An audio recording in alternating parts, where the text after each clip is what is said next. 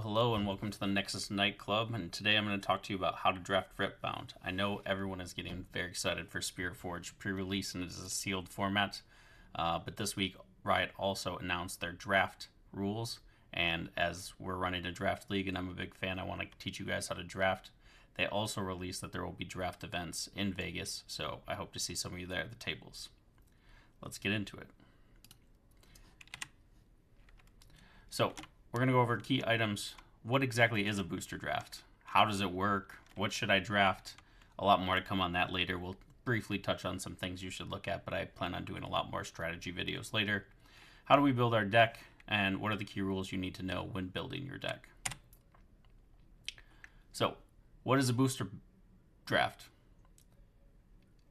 At the beginning of the booster draft, you're going to take a booster box, which includes 24 packs, and they're going to be split amongst all the players in your pool of 8. So each player will get 3 packs. If you come to one of my drafts, the packs will be provided as part of your entry fee. Sometimes they have ones where you just bring 3 packs and show up. Others, you'll buy a new box and start. All right, so you're going to take your first pack, and you're going to look through your 14 cards, and you're going to pick your first card. Seeing as how this is Spirit Forge, and we're all just going to get Dravens. Welcome to the League of Draven. So we take our first card, and we pass our pack to the left. We're going to continue going like this until all the cards from the pack are empty. In our drafts, the rare rune, you will get to put into the prize pool. In other drafts, you just get to select that. Per Riot's rules, you get to take the rune and the token out of your first pack. After the first pack is done, we're going to get the second pack. We're going to do the same thing all over again. Only after the second pack, we're going to pass to the right.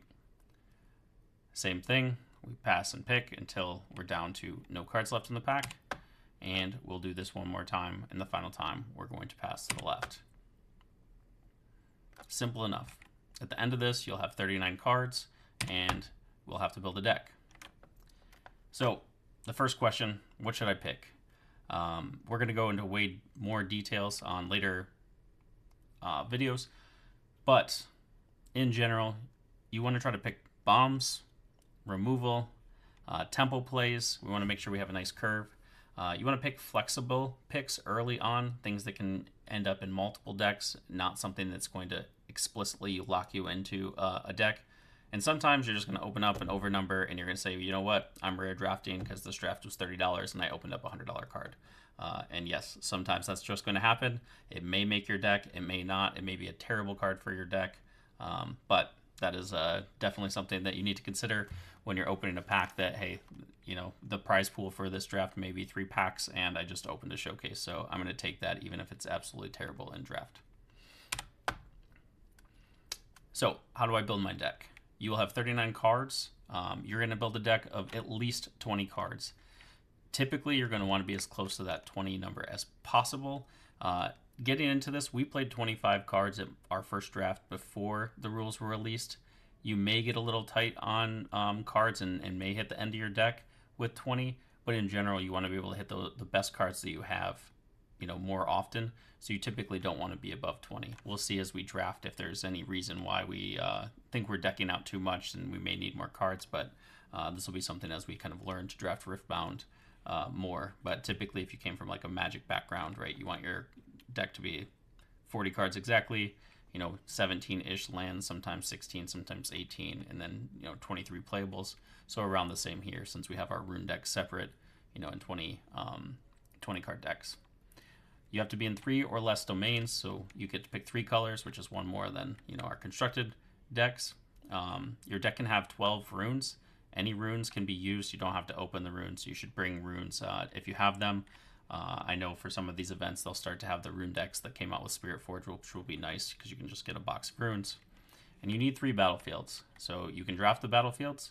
They cannot, you cannot use the same battlefield more than once, unless you draft it. So if I drafted 3 Treferian War Camps, I could play 3 Treferian War Camps.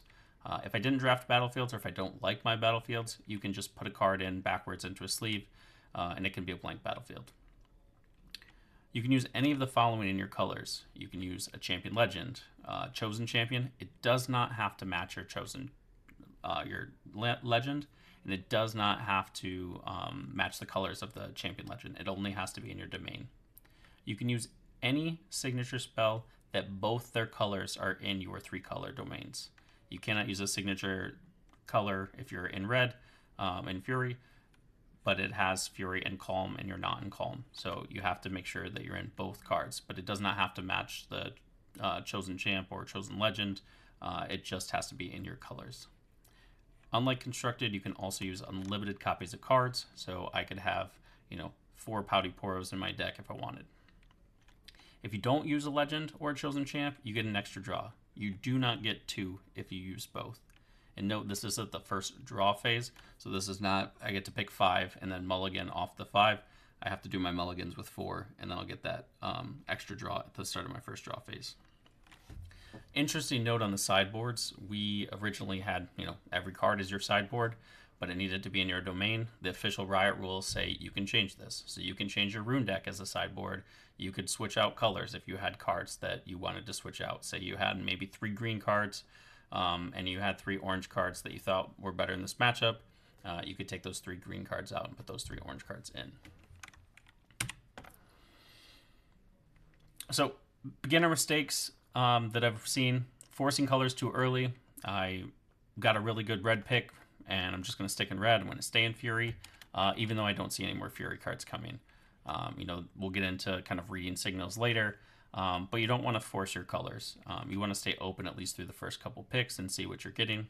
The other thing you don't want to do is draft too many colors. If you're already on pack 2, pick 7, I shouldn't be picking my first, calm color, calm green card if I'm not in green at all. It's unlikely that pack 2, pick 7 card is a bomb and calm. So you just need to make sure that you're not drafting too many colors or you won't have enough playables. You also don't want 100% rare draft. Just because the card's rare doesn't mean it's good in the format. In fact, a lot of times they're not good in the format.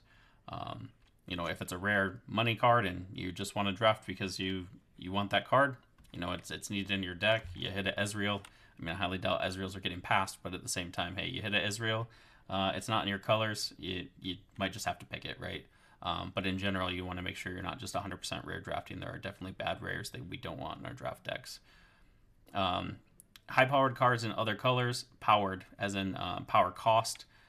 We don't want to be paying multiple power costs in multiple colors. One mistake I made in our first draft was I drafted kind of an even split of power usage across my 3 colors. It did come back to bite me a couple times. In general, I would say the best rule is probably draft only 2 colors with power and have your third be, non-power cards from those colors. That way you only have to put 2 color of runes. This may not always be possible, but I think going forward, that's one strategy I'm going to have. And my final advice, it's draft. Have fun. Drafting is my favorite mode to play in any TCG. I find Constructed to get stale. Yes, I like, helping solve the meta. I like, building new decks and brewing. But as we get towards the end of the 3 months, sometimes I just want to play something fresh. Every draft is fresh. Drafting is a skill. You will get better. Don't think you're going to go to your first draft if you've never drafted a TCG and just, win out. If you follow some of my advice, you might do a little bit better.